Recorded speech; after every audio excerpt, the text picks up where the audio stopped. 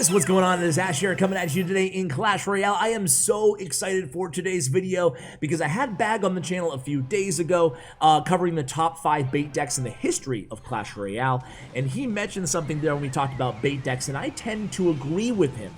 He said that right now on ladder, not in the history of the game, but right now in the game, the best bait player, and I think most pros tend to agree, is none other than Kidkid. So I thought no Ash gameplay, top 50 ladder, let's just watch Kidkid do his thing inside the arena, try to tease out any strategy that he's utilizing. What makes this guy the best in the world when it comes to classic log bait? That's what we're out to discover today in this video. So let's go ahead and just get to it here. And you can see our first opponent, we are 50th on the dot right now. 50th in the world, Kidkid is, that is, and he is going against Anaban right now. So Anaban, another just ladder phenom, a perennial name in top ladder, usually playing Balloon Freeze. Today, he's certainly not. He's playing Royal Giant with Dark Prince, and I was gonna say probably Rocket, because everybody is running Rocket right now.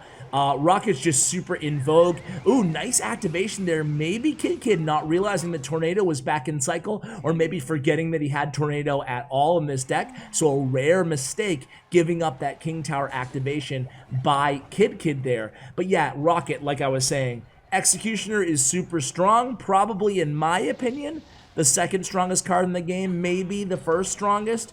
But as I said in yesterday's video, I do think Elixir Golem is still broken. A lot of people just don't realize it because not a lot of people have leveled it up, myself included, yet to play on ladder. Mine's still level 11. But yeah, what level is yours, and have you had success with it? Anyway, back to the match here. We cross over to double elixir time right now, trying to evade that log with one goblin. It worked last time, did not work this time for Kidkid. 1777, Princess at the bridge again here.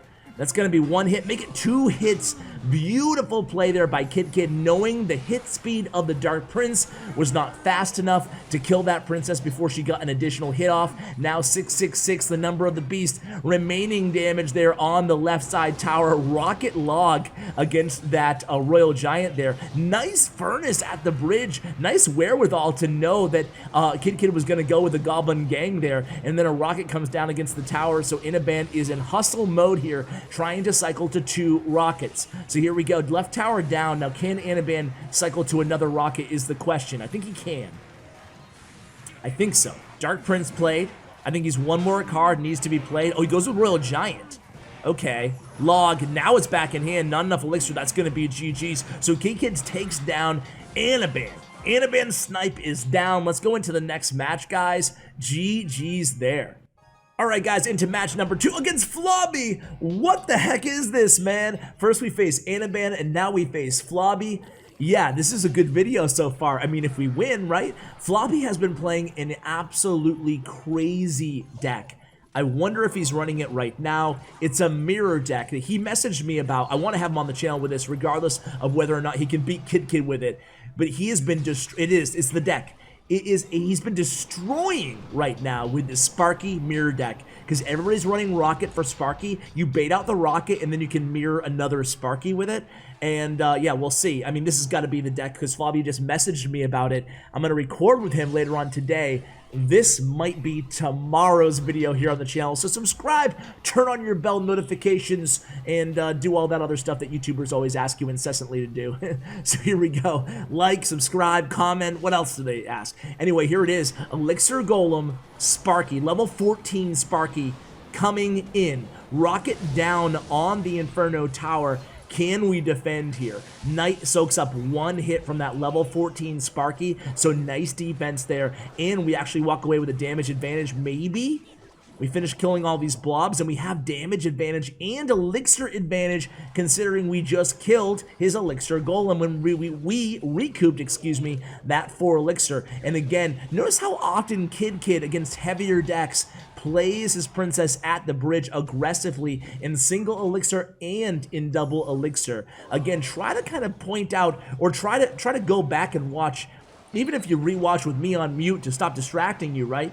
Just watch all the little tendencies and the nuances of when Kidkid makes a play and why. Try to figure out why he's making that play. So here we go. We have pressure immediately opposite side as soon as the opponent Flobby played his executioner in the back. Here comes another rocket against that Inferno Tower.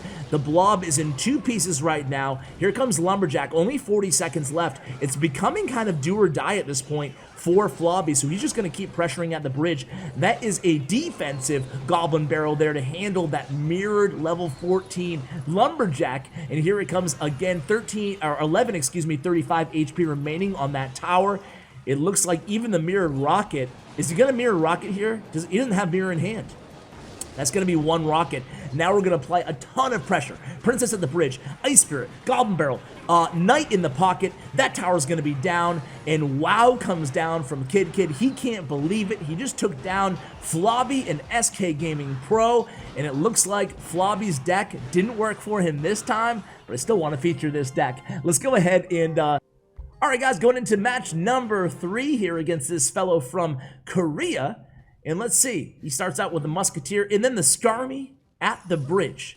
Classic move. And I forgot to check to see where we are, my bad, during the downtime.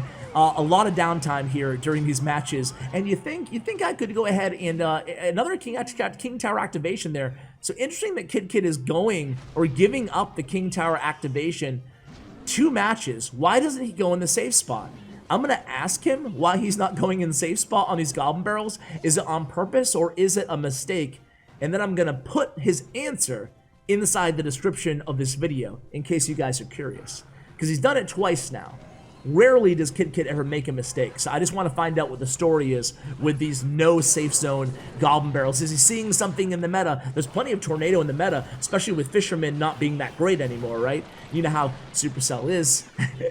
Either a card's dead or it's OP. You know, there's seems to be fewer in between lately in the game. By the way, guys, you like my new overlay?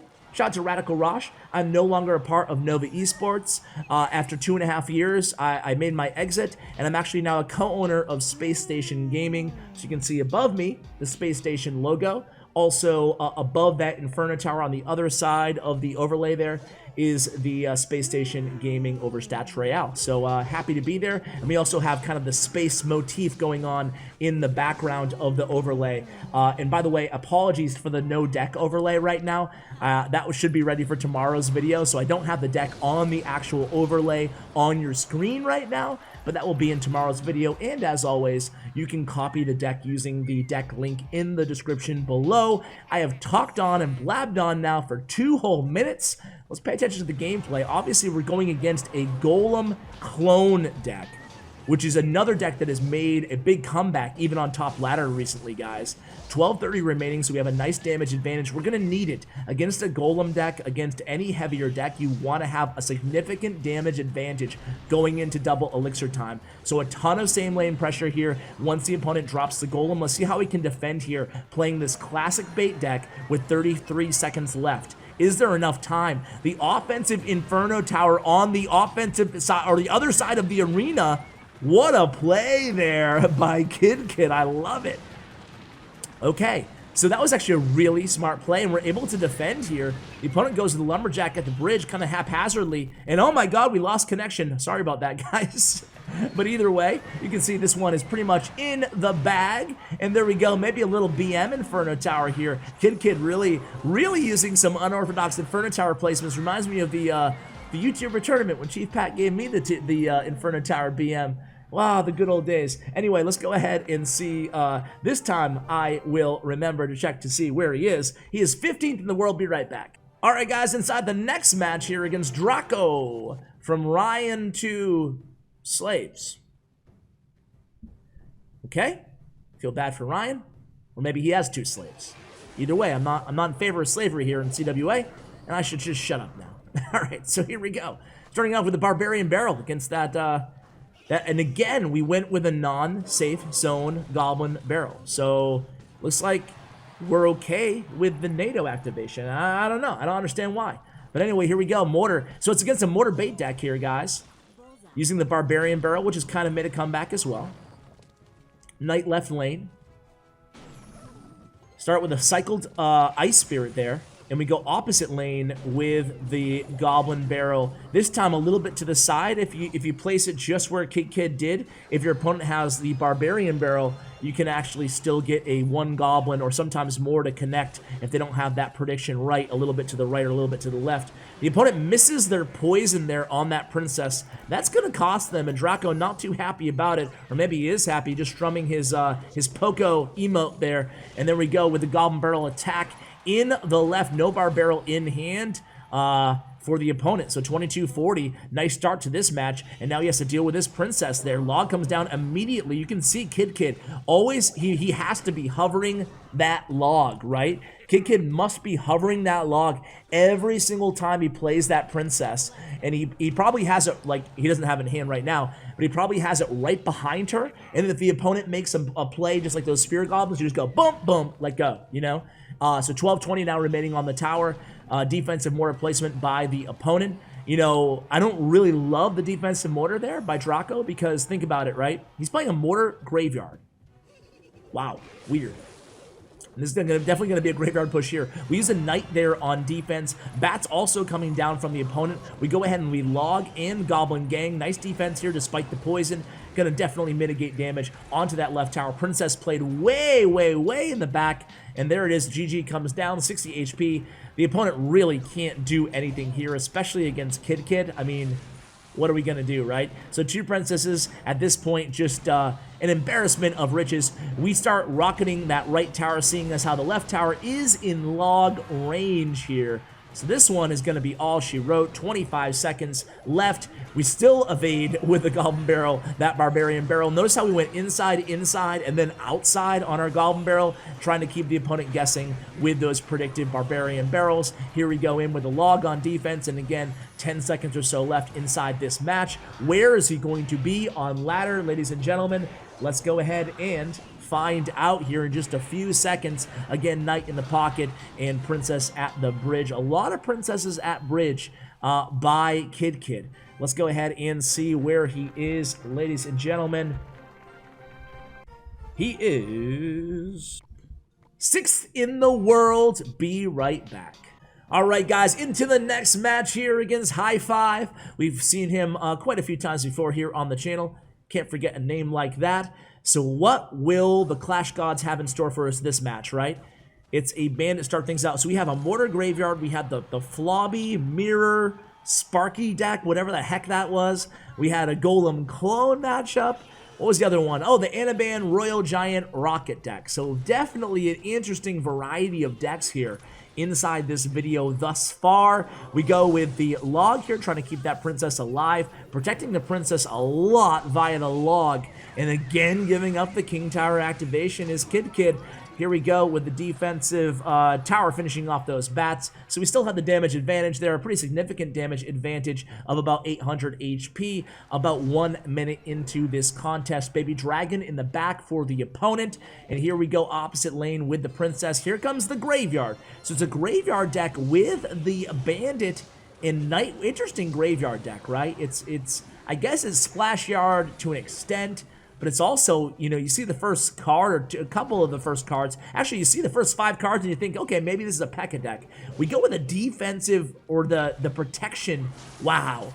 That was a really, really good Goblin Barrel. It didn't work, but he obviously knew that the Ewiz is going to be the only counter in hand there for that princess. So he went with the offensive slash defensive slash protective Goblin Barrel there to guard that princess. If it worked out, it would have been the play of the video right there, but you can see where Kidkid's mind was at. Here we go, Night Witch in the back, Rocket gonna come down there. So an aggressive Rocket against 4 Elixir, but he knows there's no 5 Elixir card in the deck that needs to save the Rocket for, so we'll take that value, and obviously Kidkid here feels confident that he can defend against this graveyard push. A NATO, a little bit of a late NATO comes down by the opponent. He does get that Baby D on the tower though, taking it down. Well, now there's a huge advantage damage-wise for the opponent. Remember, we are 6th in the world right now, guys.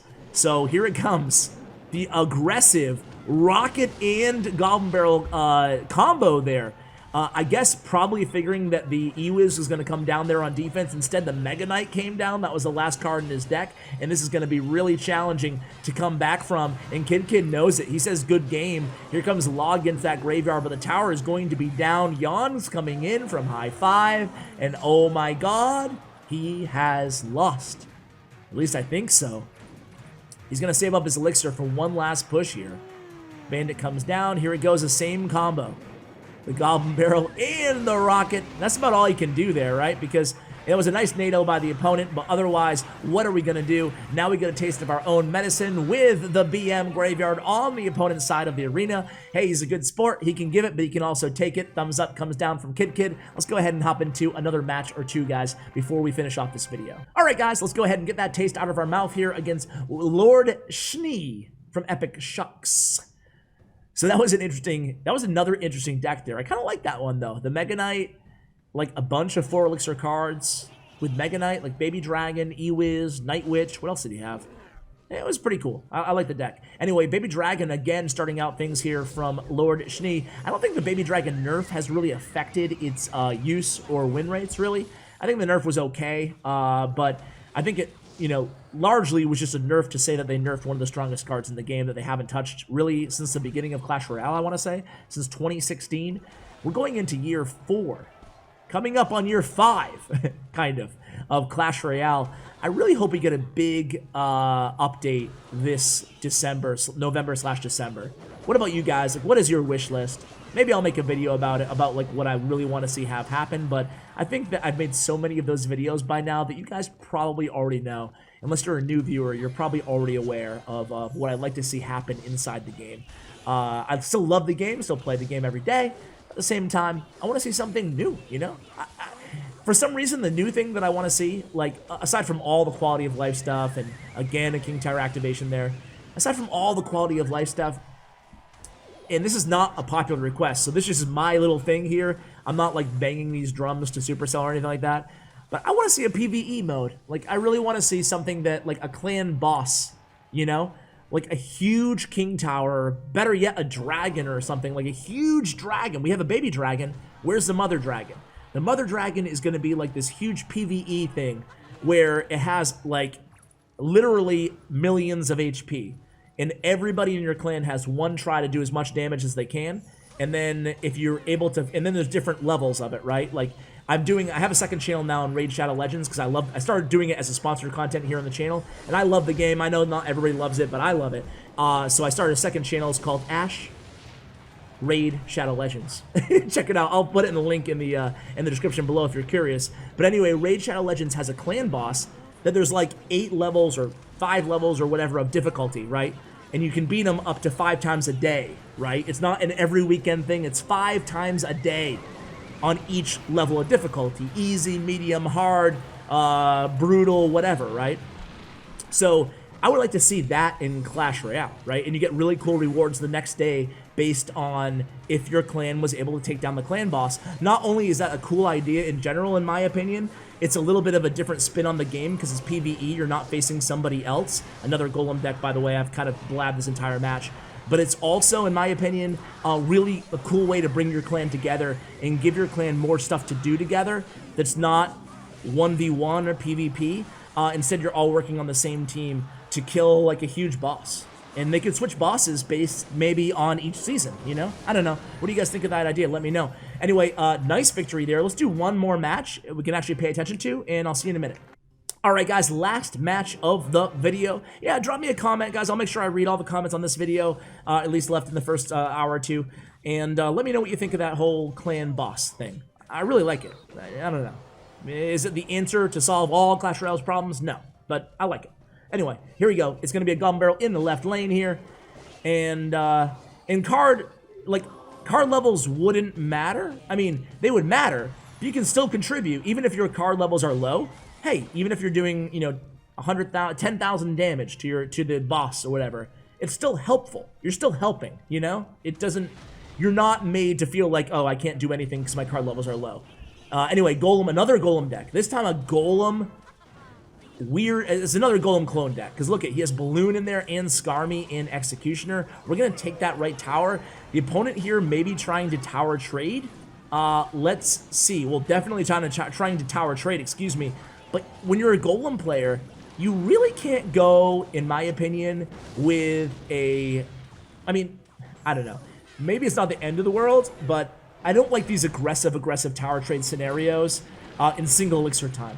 If I'm a golem player, even if I'm playing golem clone, what I want to do, and far be it from me to be giving Zeus advice, he's obviously way better a player than I am, right? But what I'm trying to do, even with the golem clone, is wait till double elixir time, you know, because in double elixir time, that clone push could have 3-crowned, right? Kidkid. But in single elixir time, the best he can hope for is to take his tower and still have a damage deficit in this match. Anyway, going into double elixir time, let's see how Kidkid does. This is going to be a tough one, guys, even with that said, because just such a heavy deck. Rocket, Balloon, Executioner, Golem, Lumberjack. My word, again with the offensive Inferno Tower and the log ready for the Skarmy, the same play that we saw in the other Golem clone match, we see again here from Kidkid. Here comes the Rocket, it's down 11.99 remaining on the weak side Princess Tower of Zeus. Only about 20 seconds or so left here in regulation time. So here it comes, big push coming in, a nice Inferno Tower again to stymie that balloon, or at least buy us a little bit more time. We go with the Skeleton Army there. Now as a cloned Executioner on our King Tower, we gotta be careful. Princess actually finishes the job there. 2072 remaining on our King Tower, excuse me. 2115 remaining on our Princess Tower. Here comes a Night Witch cycled in the back by the opponent. We go with a Princess in the back of our own. Nice rocket value, potentially. You can tell the opponent here, I think, wants us to just use the rocket on something other than the balloon. So they're purposely trying to give us extra rocket value. But instead, we just lean on that Princess, make it a double Princess there on defense. Here it comes, the balloon. We just rocket right away. Talk about rocket value. That's going to be a game-changing rocket there, guys. He went in with 9 elixir for 6.